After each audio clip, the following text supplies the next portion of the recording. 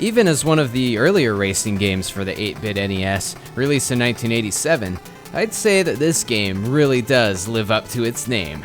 Rev up your retro engines. It's time to check out the totally rad Rad Racer, developed by Square. Rad.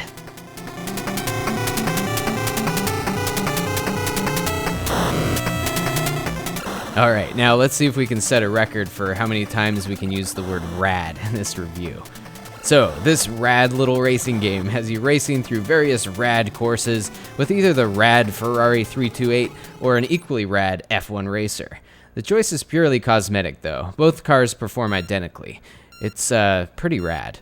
The play controls here are simple, effective, and also rad. You can steer using the D-pad, accelerate and brake with the A and B buttons, and you can also hold the up button to kick it into high gear, a turbo velocity that never runs out of juice. And you'll hit a totally rad max speed of 255 miles per hour. I guess that's as much as the Nintendo can handle.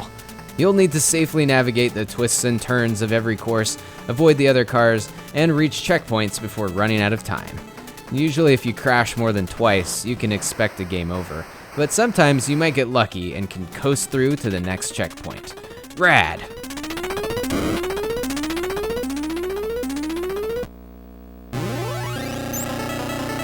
So, Rad Racer is pretty challenging, but it's addictive and fun enough to warrant many playthroughs.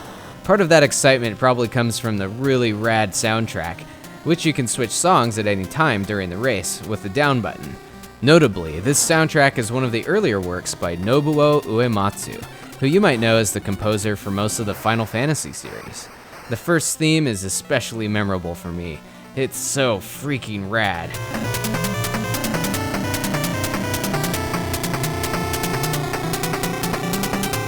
And Homestar Runner fans might also recognize it as the foundation for Stinko Man's theme song. Oh yeah, and I definitely need to mention another really rad feature. Get out your 3D glasses. Wait for it. Oh wow, rad. That's right, you can play Rad Racer in 3D with a simple press of the select button. The original game was packaged with free 3D glasses, the old school red and blue kind. Although the Japanese version, which is known as Highway Star, was compatible with the obscure Famicom 3D system hardware, a crazy set of goggles that would hook up to the Famicom and provide 3D-esque graphical enhancements to a handful of games, which could be seen as a precursor to the modern 3DS, or maybe even the not-so-rad Virtual Boy. Oh man, video game history is rad. And so, even after all these rad years, Rad Racer is still rad. The only criticism that could deem it unrad could certainly be its uncanny resemblance to Sega's Out Run, which was released to arcades the year prior. But for NES owners, this was the best racing game for the console at the time, and the gameplay is rad enough for it to stand on its own. So if you like rad games, get off your rad ass and pop this rad cartridge in. And if you can beat the first level with a power glove, like Lucas did in that rad movie The Wizard, you deserve a rad award. It's Rad Racer.